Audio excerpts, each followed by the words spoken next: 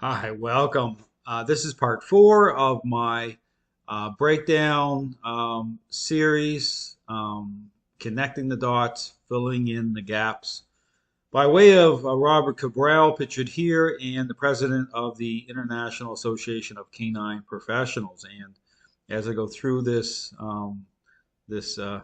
breakdown, I'm going to be, going down some rabbit holes here. Again, using this back and forth as a framework for those who are seeking answers. And again, talk about the state of the dog training world. It's a complete and utter train wreck.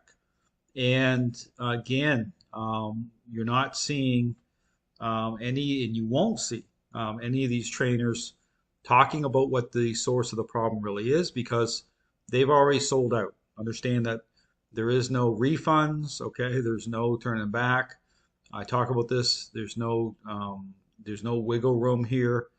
This is an issue directly connected to this idea that is being propagated, marketed by the majority of trainers out there that a relationship problem between dogs and owners represents a learning-based exercise, and this sets in motion a counterfeit picture for so many dogs and owners within the framework of response and how these trainers are right from the get-go. Understand this. This is hardwired into these trainers.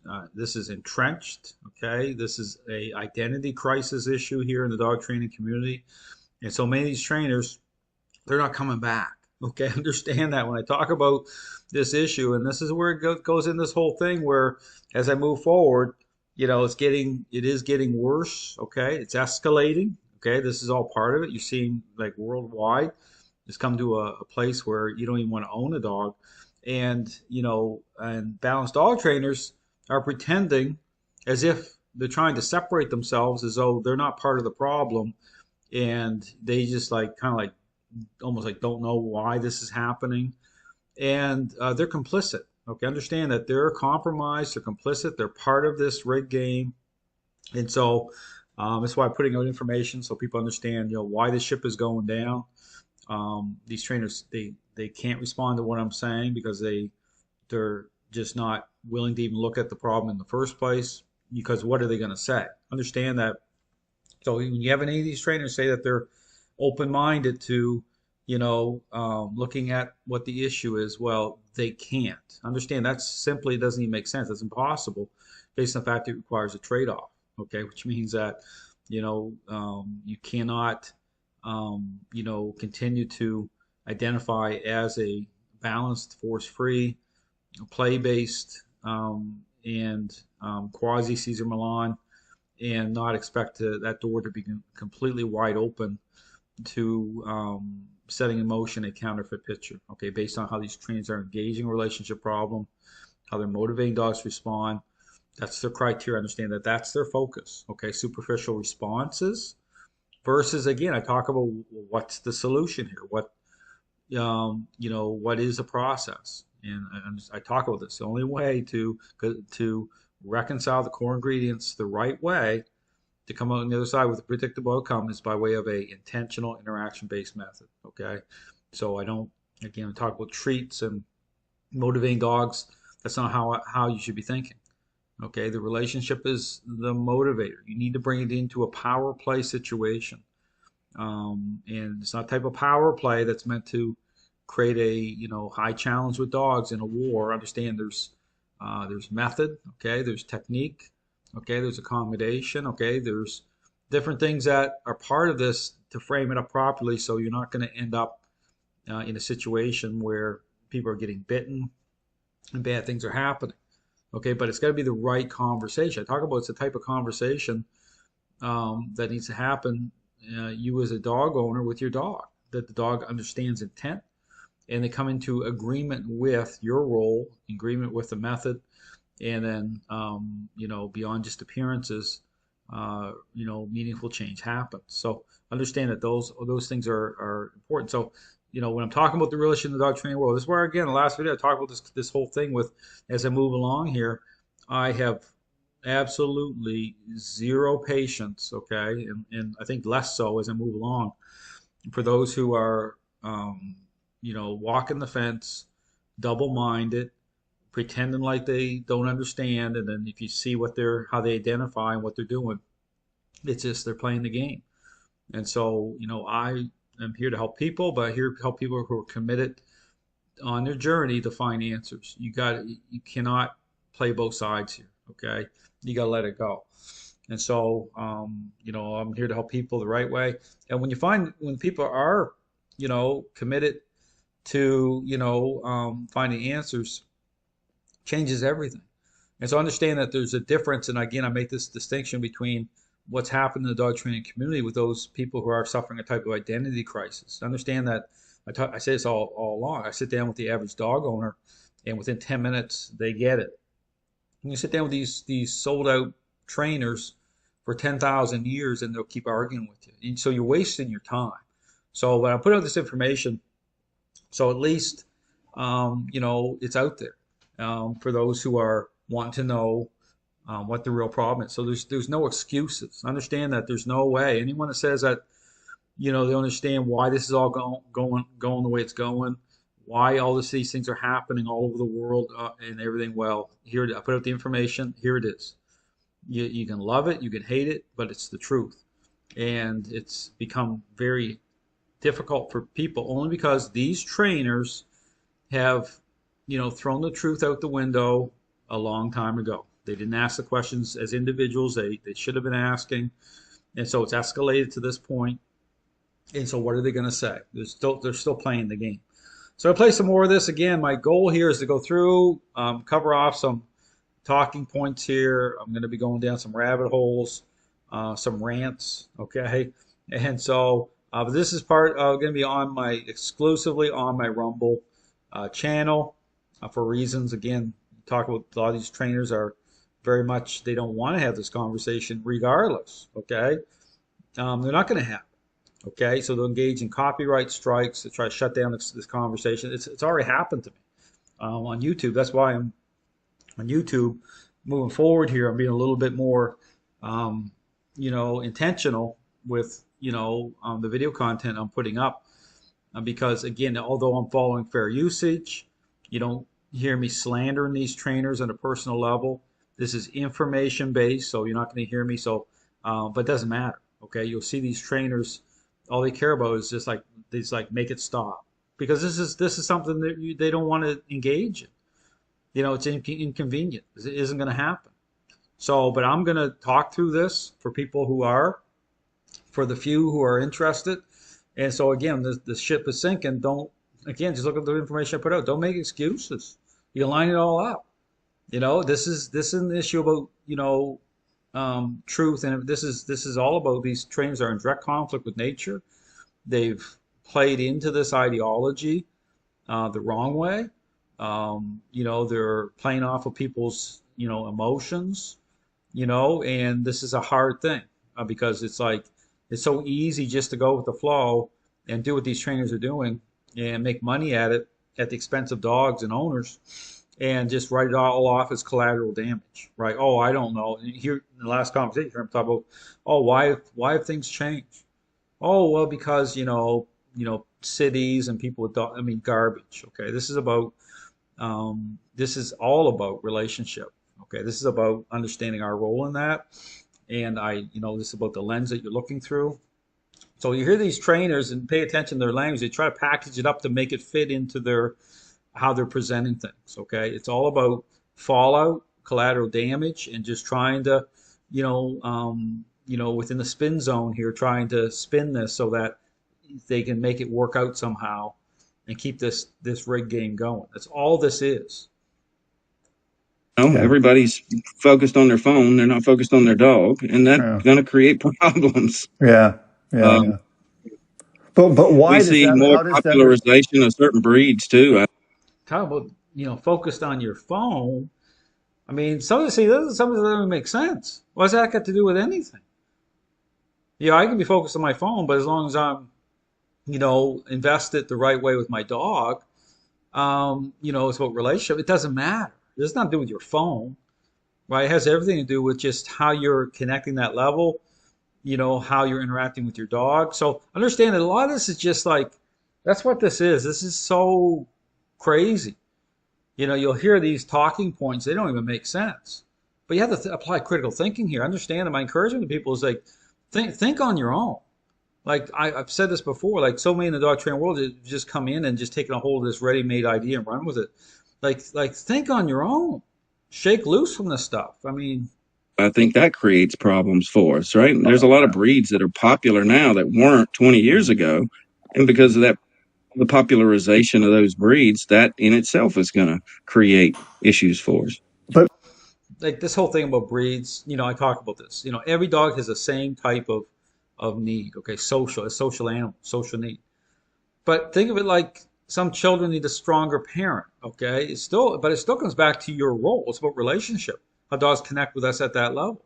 So, but you get into certain breeds, like you get into the pit bulls, the Malinois. Right now, I have Bella, I rescued. She's part Malinois, part Chihuahua, and she's just like a stick of dynamite lit at both ends. I mean, and posting, you can check it out on my part of my on my website, part of the member area, and anyone can be a member. But if you want to have updates about Bella, I'm posting some videos on my member area. So how to deal with a intense dog, to say the least, but as a pet, so Bella's role is pet in the house. You'll see me with the tug toys playing and going on. But helper role, going to be helper for just like Polly was. When Polly you'll see Polly on my other videos. Polly passed away a couple years ago. And now, again, I have Bella here. And Bella's going to be in the same role, being able to help dogs and owners on in terms of socialization. So, but just showing just like that process, intense.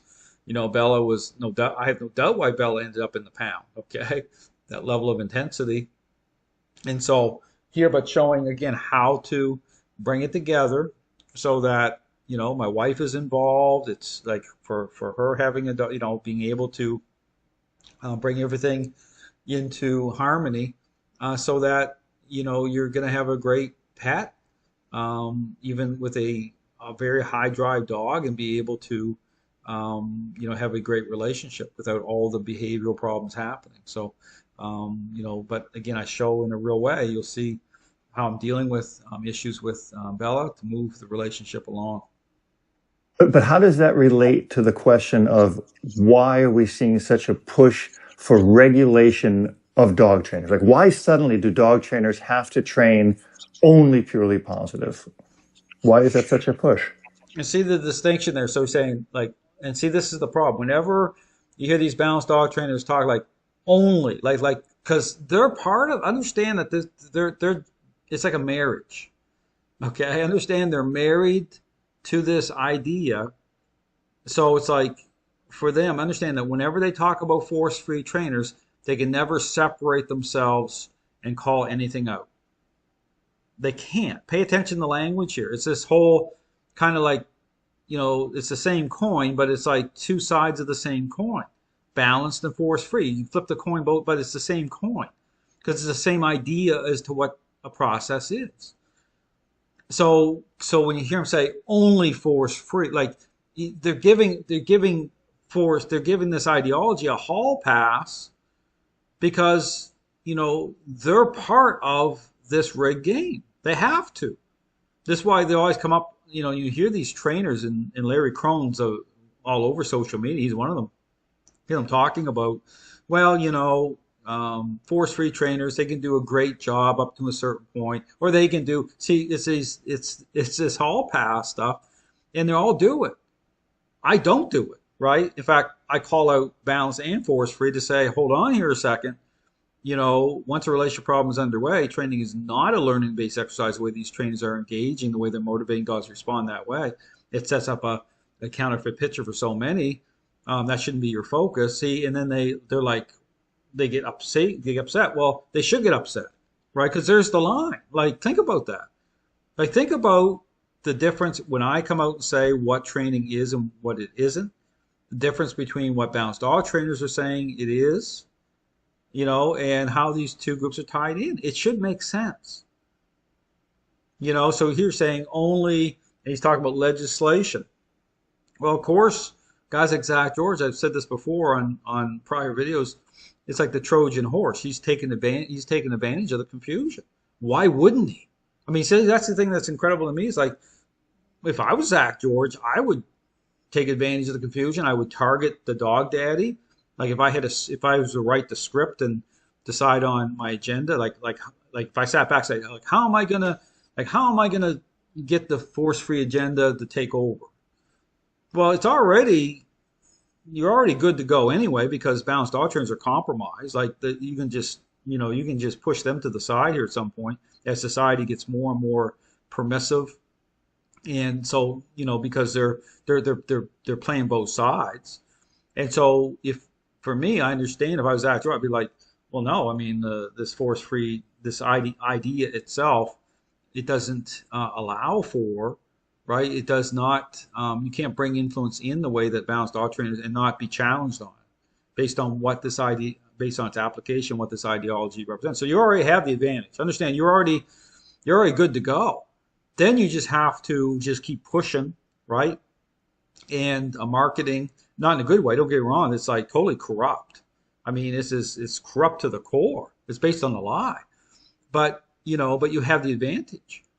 And so you can steamroll over these individuals over time, right? And that's what's happening. Like, think about it. I mean, it's incredible. And so what do you expect? I mean, it's so clear to me. I have a rooftop view of this stuff. I made predictions about, remote callers being banned and what was coming like years ago, and I was laughed at by, balanced dog trainers on social media saying, "Oh, it'll never happen." And then start happening. It's like. Then they all got quiet, but they don't care because it's like they've been playing the game. It's like sooner or later, yeah, you can promote a lie for forever, but sooner or later there's consequences. I mean, it's all going to come tumbling down. It's just a matter of time. I think for a number of reasons. Again, I think I think there are people, I believe, this is my belief. Okay. I believe there are people out there who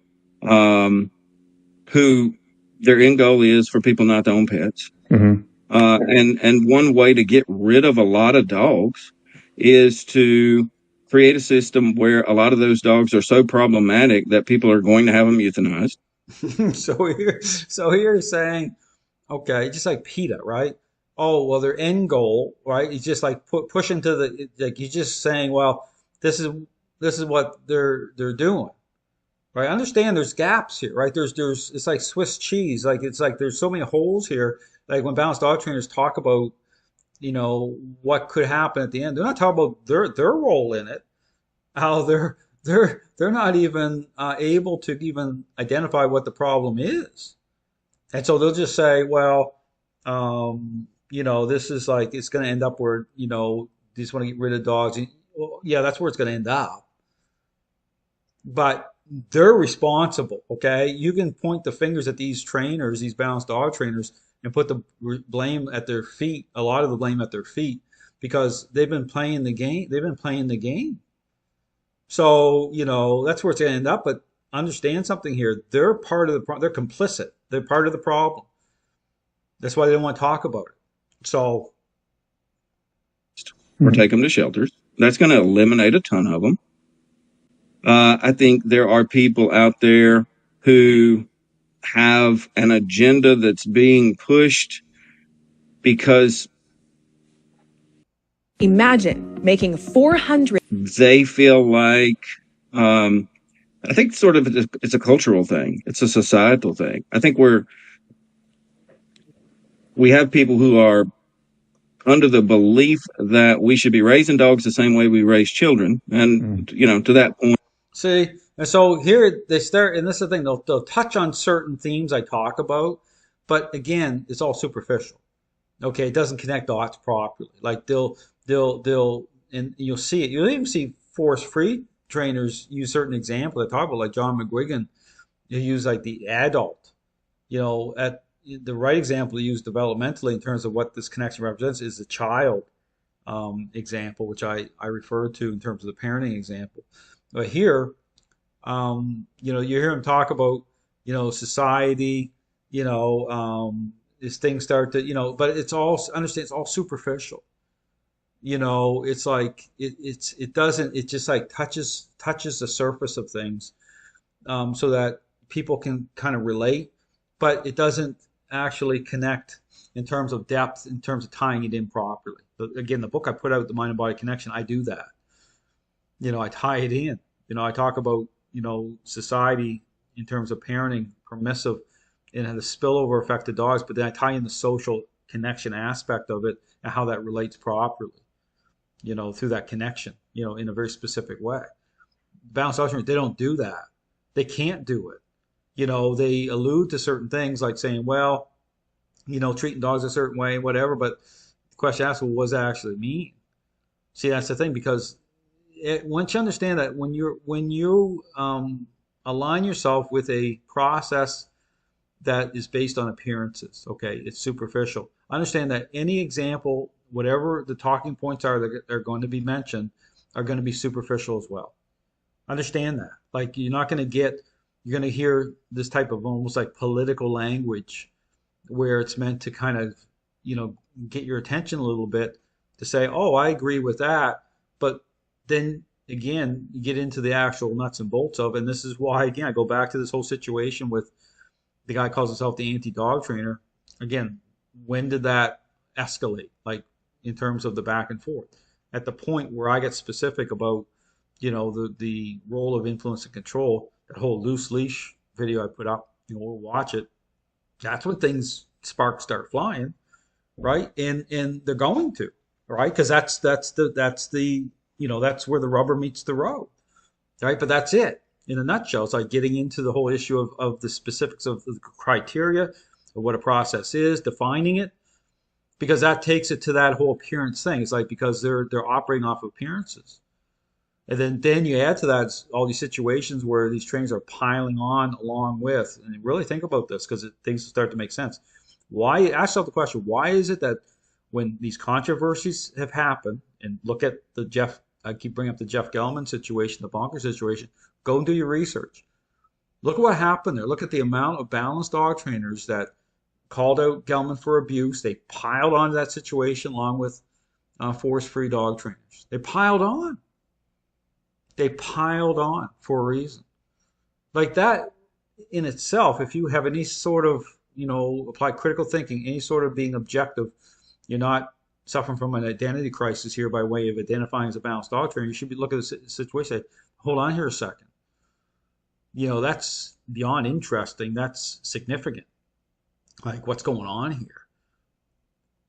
Like, that adds to the, say, okay, well, why is it at that point, like, they can't, even identify what represents abuse, certain reactions, because that was a startled reaction of a dog.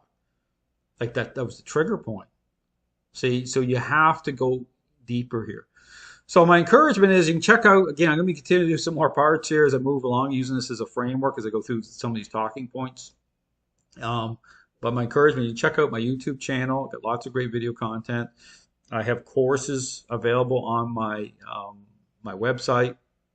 But again, there's no fence walking here. Okay, it's like I talk about what training is, what it isn't, but you need to get yourself in a place of accepting that, of accepting the problems, but look at the problems, but come to a place where you say, no, training's not, this is ridiculous. It's not a learning-based exercise, but you got to let it go. I mean, you got to shake your head. You got to shake loose from the stuff.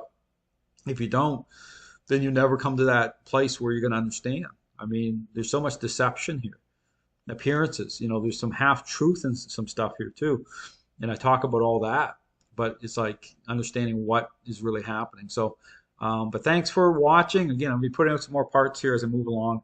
Again, be putting this out on my Rumble, exclusively on my Rumble channel. Thanks for watching.